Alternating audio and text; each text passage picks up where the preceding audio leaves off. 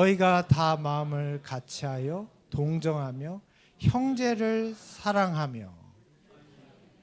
오늘 말씀에 형제를 사랑하며 불쌍히 여기라고 말합니다. 교회가 보여주는 또 다른 독특한 특징은 형제 사랑입니다. 이 필라델포이라는 이 말은 유명한 말이죠. 미국의 한 도시의 이름이 있죠. 필라델피아라고. 그리스도인의 사랑을 뜻하는 말입니다. 오늘 우리는 세상에서 이 형제가 연합하여 동거하는 모습을 가장 제대로 보여줄 수 있는 그 장소가 교회입니다. 형제가 연합하고 서로 불쌍히 여기고 사랑하는 곳, 그걸 보여줄 수 있는 세상의 유일한 장소는 교회예요. 오늘 우리 그런 교회입니까? 사도 베드로는 말하기를 다른 형제들도 동일한 고난 당하는 것을 너희가 알지 않냐. 여러분 고통 가운데 있으십니까? 지난 한 주 생각해 보세요.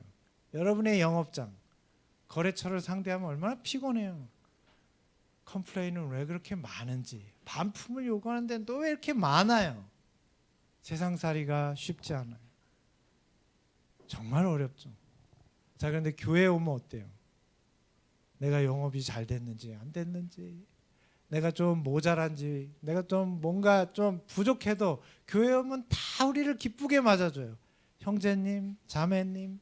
뭐 요즘은 그 표현이 조금 이상한데 원래 그리스도인 공동체의 가장 기본적인 명칭은 집사님, 장로님이 아니었죠. 형제, 자매예요. 우리가 피를 나눈 것도 아닌데 교회에 오면 다 형제, 자매가 됩니다. 그 사람이 어느 대학을 졸업했든 그거 중요하지 않아요. 다 형제, 자매예요. 서로 용납하고 있는 그대로 받아줍니다. 형제 사랑입니다. 사도 베드로는 말합니다. 다른 형제들이 이런 동일한 고난 가운데 있는데 내가 지난주 힘들었던 것처럼 나만 힘든 거예요? 다른 모든 사람이 그랬습니다. 어떻게 그 형제의 아픔을 그냥 두고 가겠냐는 거예요. 전주가 그렇게 멀어도 가죠. 형제 사랑 때문입니다.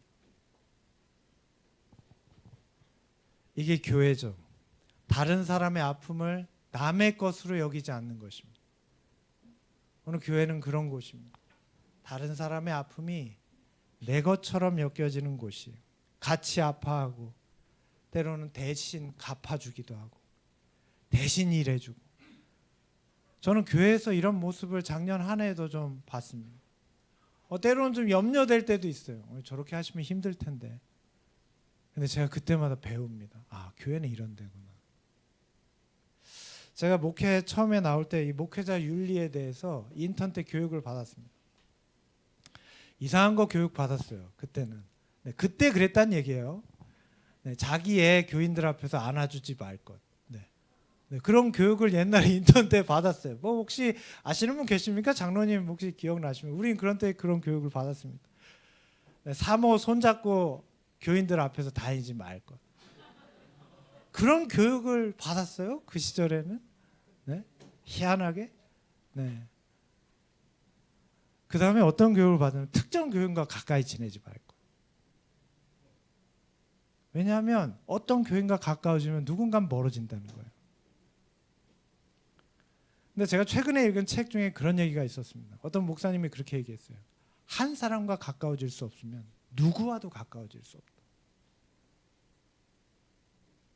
불이 난 집에 뛰어들면서 불타지 않을 생각으로만 들어간다면 아무도 구할 수 없다는 거예요. 우리가 목회자로서 때로는 우리가 교인으로서 한 사람을 동정할 때 개인적인 관계가 형성될 때 손해볼 것을 감수해야 합니다. 손해 안 보고 남 도와줄 수 있어요? 없습니다. 불가능합니다. 누군가를 돕는다는 건 내 손해가 전제된 거예요.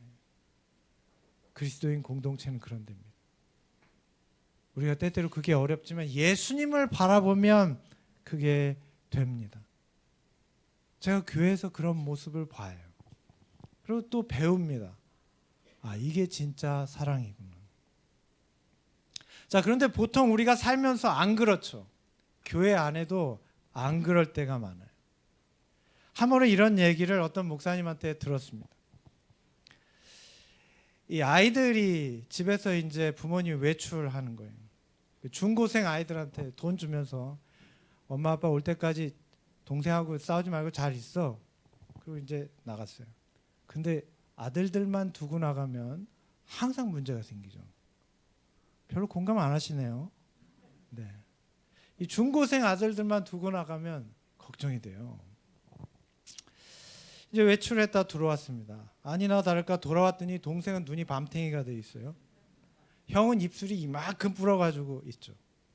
왜 그러냐고 물어봤더니 10,000원으로 형은 오뎅을 5,000원 사고 동생은 떡볶이를 5,000원 샀어요. 그래서 동생이 형한테 오뎅 좀 먹자 그래서 줬답니다. 잘 먹었어요. 근데 떡볶이를 같이 먹자고 그러니까 이건 내 거라서 안 된다고 그랬대요. 그래서 생각을 해보니까 이거는 상식에서 벗어나는 일이고 상도덕에도 어긋나는 일이라서 자기가 한 방 날렸다는 거예요. 여러분 어떻습니까? 매우 상식적인 거 맞습니까? 상식적인 게 꼭 은혜롭진 않아요. 이 말을 듣고 그 아버지가 큰애한테 이렇게 말했습니다. 현장감을 높이기 위해서 아버지 톤으로 하겠습니다. 야 이놈 새끼야, 그 오뎅 하나 주는 게 그렇게 어렵냐? 야, 제가 팔을 한 짝 달라고 그러냐, 다리를 한 짝 달라고 그러냐, 그 오뎅 국물 주는 게 그렇게 어려워? 넌 형이잖아 이 자식아. 여러분 그리스도인은 형이에요.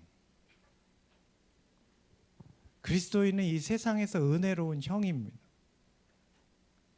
상식적인 게 은혜롭진 않아요. 고난당하는 사람은 누구나 고립을 경험합니다.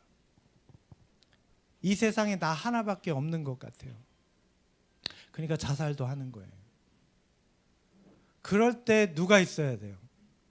손 내밀어주는 사람이 옆에 있어야 돼요. 그게 우리 그리스도인이에요. 때로는 내가 손해를 보더라도 도와주는 것입니다. 이를 통해서 그리스도인은 연대감을 만들어냅니다. 형제가 돼요. 가족이 됩니다. 세상에 나 홀로 있다고 절망하는 사람들에게 아, 나한테도 이런 아름다운 사람이 있구나 알게 하는 것이 교회입니다. 오늘 우리는 누구를 통해서 이걸 배우게 됩니까? 예수님을 통해서 배우는 거예요. 우리가 하나님의 말씀이 진리에 순종한다면 필연적으로 맺히는 열매가 형제사랑입니다. 만약에 오늘 우리 가운데 이런 모습이 없다면 우리는 말씀을 좀 잘못 연구한 거예요. 오늘 성경의 말씀에 불쌍히 여기며 말했습니다. 이 불쌍히 여긴다는 뜻이 말하자면 장이 꼬이는 것 같은 애간장이 녹는다라는 말입니다. 오늘 죄인을 바라보시는 예수님의 심정이고 우리를 대하시는 하나님의 마음이 어떤 마음이에요? 뭐라고요? 애간장이 녹아요. 하나님이 우리를 바라보시는 마음이 이게 불쌍히 여긴다는 뜻입니다. 우리가 믿는 하나님은 어떤 분입니까? 여러분이 믿는 하나님은 어떤 분이십니까? 많은 분들이 가지는 하나님에 대한 기본적인 관념은 높고 크고 위대한 거예요.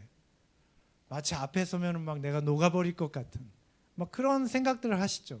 근데 여러분 잊고 계신 게 있습니다. 하나님 중에 한 분이 인간이에요. 저만 아는 사실이에요. 여러분 하나님 중에 한 분이 진짜 인간이에요. 예수님이에요. 그분은 슬픔을 아시고요, 눈물도 흘리시고요, 배고픔과 피곤함을 아시는 분입니다. 그분이 우리가 믿는 하나님이에요. 질병도 아시고 죽음도 아시는 분, 직접 경험하신 분이 우리의 예수님이십니다. 예수님은 우리 삶의 구경꾼이 아닙니다. 우리의 삶에 뛰어드시는 분이에요. 함께 하시는 분입니다. 우리를 동정하시고 우리의 아픔을 공감하시는 분이 우리의 예수님이십니다. 그분께서 오늘 말씀하시기를 교회에게 하나님의 마음처럼 형제를 불쌍히 여기라는 거예요. 우는 자와 함께 울고 기뻐하는 자와 함께 기뻐하라는 것입니다. 오늘 우리가 그런 교회가 되기를 간절히 바랍니다. 이것이 세상을 치유하는 예수님의 몸인 교회의 모습입니다.